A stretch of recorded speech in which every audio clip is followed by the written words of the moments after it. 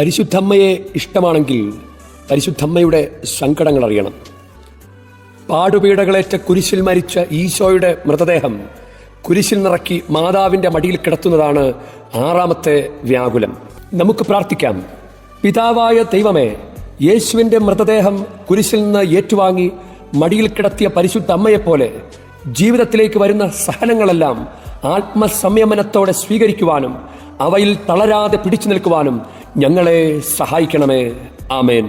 ഏകാന്തയായേറെ അമ്മ എനിക്കേകുവാൻ നാഥനെ കൂട്ടായി, വാളുകളേറ്റേറെ അമ്മ ക്രൂശിൻ തണലും എനിക്കു നൽകിടാൻ. അമ്മേ അമ്മേ ദൈവമാതാവേ, അമ്മേ അമ്മേ കന്യാമാതാവേ.